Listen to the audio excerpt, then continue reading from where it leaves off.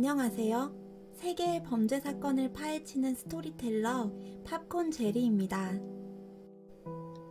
그의 성은 겉보기엔 평범한 상가 또는 호텔에 불과했지만 내부엔 100개가 넘는 비밀방들이 비밀 통로와 가짜 벽들로 치밀하게 연결되어 있었고 환기구의 각종 함정들도 감춰져 있었다.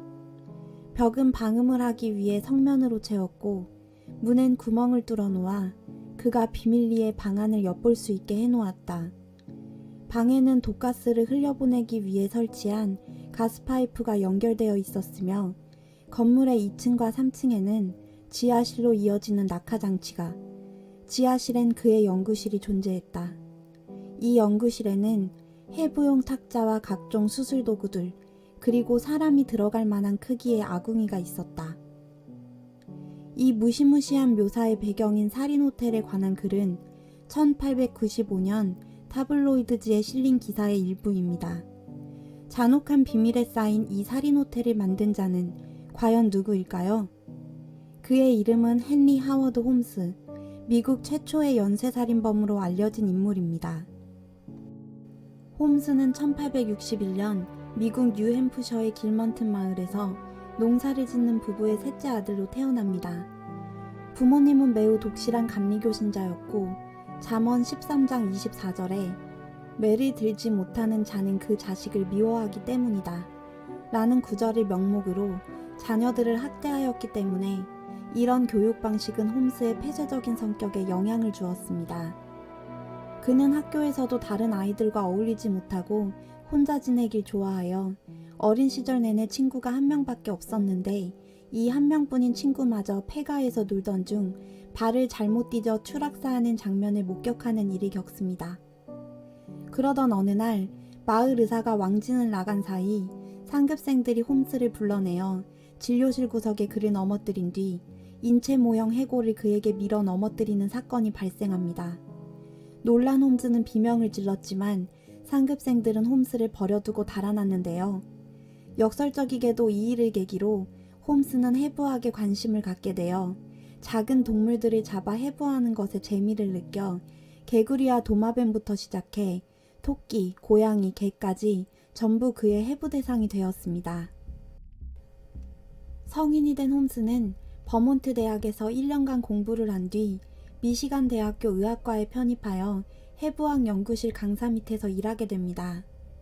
이 과정에서 그는 묘지에서 시체를 훔치는 법을 배웠는데 신선한 해부용 시체는 항상 수요에 비해 공급이 모자랐기 때문에 이 시기에 그는 훔친 시체를 팔아 이득을 챙기거나 개인적 연구용 혹은 생명보험금을 타먹는 수단으로 이용하였고 1884년 의사 면허를 취득하게 됩니다. 1886년 6월 홈스는 시카고로 이사한 후 잉그루드 교회의 고급 주택가에 있는 약국에 취직합니다. 이 약국의 원래 주인인 일리저버스 홀튼이라는 약사는 19세기에서 20세기 내내 홈스의 첫 희생자로 알려졌으나 그녀는 홈스에게 돈을 받고 약국을 넘긴 것뿐이었으며 1887년의 시카고 도시 인명록엔 잉그루드에 위치한 해당 약국의 주인이 홈스 박사라고 기록되어 있습니다. 1887년 홈스는 약국 건너편의 공터를 구입하여 3층짜리 건물을 짓기 시작합니다. 1층은 상가이고 2, 3층은 호텔, 그리고 지하실이 하나 딸린 구조의 건물에서 홈스의 수상한 행각들이 시작되는데요. 홈스는 줄리어 스마이스라는 여성을 상가 가게의 계산원으로 채용합니다. 줄리어는 남편과 딸이 있는 유부녀였지만 어느새 홈스와 불륜을 저질러 아이를 임신했고 이 사실을 알게 된 줄리어의 남편은 분개해서 아내와 딸을 두고 시카고를 떠나버립니다. 줄리어는 딸과 함께 호텔에 남았지만 1891년 12월 이 모녀는 돌연 실종되고 맙니다. 이후에도 1891년에서 1895년 사이 홈스의 호텔에서 일했거나 채용 제의를 받은 에멀린 시그랜드, 에멀리 벤 테슬, 미니 윌리엄스, 키티 켈리, 해리 워커가 연달아 사라집니다. 특히 미니 윌리엄스는 속기사로 채용되었다가 홈스의 청혼을 받은 후 여동생을 불러 함께 여행을 가기로 했는데 이 자매 2명 다 실종되었으며 홈스의 건물에 사무실을 운영하던 러슬러 박사도 1892년에 실종된 후 평생 모습을 드러내지 않았다고 합니다. 이들 중 불륜으로 홈스의 아이를 임신했던 줄리언은 홈스에 의한 불법적인 태아 제거 시술을 당하던 중 사망했을 가능성이 높고, 줄리어에 따른 입막음을 위해 나머지는 생명보험금을 노린 홈스에게 제거되었다고 추정됩니다. 그리고 이러한 홈스의 범죄 행각을 여러 번 도왔다고 알려진 벤자민 파이칠이 있는데요. 벤자민은 전과가 있는 몫으로 홈스와 친분을 쌓은 후 그의 범죄 실행을 돕고 희생자들을 처리하고 은닉하는 데에 협조한 인물로 알려져 있습니다. 그러나 홈스는 벤자민을 폭발사고로 죽은 것으로 위장하여 사망보험금을 타낼 계획을 세웠고, 이 과정에서 벤자민은 홈스의 감언이설에 속아 생명보험에 가입했지만 홈스는 계획대로 벤자민을 죽이고 시체를 불태웁니다. 벤자민의 사망보험금을 성공적으로 수령한 홈스는 남편이 숨어있는 곳을 안다는 구실로 그의 아내와 5명의 자녀 중 하워드, 앨리스, 넬리 3명을 꿰어낸 후 여기저기 데리고 다니다가 캐나다 토론토의 한 주택에서 이들을 모두 살해하였습니다. 하지만 새 아이들이 실종되었다는 신고를 받고 홈스를 의심하게 된 필라델피아 경찰은 그의 행적을 쫓던 중 토론토의 임대주택 지하실에서 살해된 채 부패된 앨리스와 넬리의 시신을 발견한 데 이어 인디애나폴리스에 위치한 홈스의 별장 굴뚝에서 하워드의 뼈조각과 치아를 찾아내었고, 훗날 홈스의 증언에 따르면 앨리스와 넬리는 트렁크에 가둔 채 독가스를 넣어 죽였고 하워드는 약물로 살해하였다고 진술했습니다.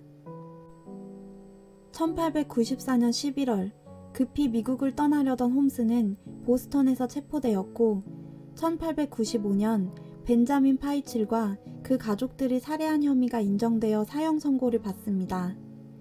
이 시기에 그는 시카고, 인디애나폴리스, 토론토에서 저지른 27건의 살인과 6건의 살인 미수를 추가로 자백하지만 기록을 토대로 보아도 그가 확실히 살해한 사람과 살해 가능성이 높은 실종자들을 합쳐 9명 정도였습니다.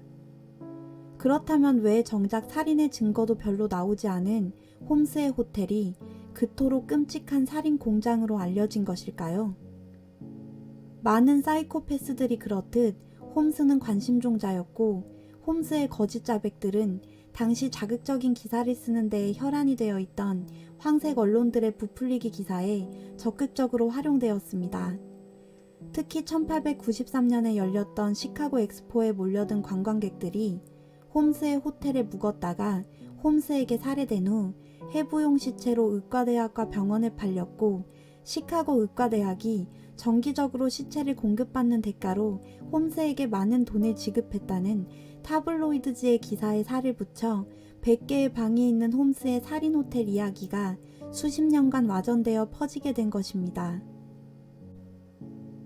실제 홈스의 호텔 건물은 100개가 넘는 방을 수용할 공간이 없는 평범한 크기의 건물이었고, 그는 의사일 뿐이지 미궁을 설계할 능력을 갖춘 건축가도 아니었으며, 심지어 홈스가 죽였다고 주장한 27명 중 몇 명은 당시에 멀쩡히 살아있었고 훗날 병으로 죽었습니다. 현실의 홈스는 면식범이자 그가 살해했거나 그에게 살해당했다고 추정되는 사람들 모두 그의 직원, 애인, 동료 등으로 그저 자신의 명예나 돈을 위해 주변 사람들을 죽인 사이코패스였는데, 홈스 본인의 거짓말과 언론의 부풀리기 기사에 힘입어 최소 수십 명에서 최대 130명을 죽인 미국 역사상 최악의 살인마로 변모되어 19세기에서 20세기를 거친 오늘날까지도 영국의 잭 더 리퍼와 같은 전설적인 살인마의 대명사로 알려져 있습니다. 홈스는 1896년 5월 7일 모이어맨싱 교도소에서 교수형으로 사형당합니다. 사형 전 그는 누군가 자신의 시체를 도굴하여 해부할까봐 관을 시멘트로 감싸 10m 깊이의 땅속에 묻어달라고 요청한 후 처형되었습니다. 이때 교수대에 결함이 있어 목이 제때 부러지지 않아 홈스는 15분간 고통스럽게 몸부림을 치다 20분이 지난 뒤에야 사망했다고 하며, 2017년 발굴된 그의 시체에는 당시에 입었던 옷과 콧수염이 부패되지 않은 상태로 남아 있었다고 합니다. 여기까지 100개가 넘는 비밀의 방이 미궁처럼 얽혀있는 끔찍한 살인호텔 괴담의 주인공으로 알려졌던 헨리 하워드 홈스의 실제 범죄와 왜곡된 진실에 대한 이야기였습니다. 소스필드의 영상을 재미있게 시청하셨다면 구독과 좋아요를 눌러주세요. 여러분들의 구독과 좋아요는 소스필드 채널이 세상에 더 많은 사건과 진실을 전할 수 있는 원동력이 됩니다.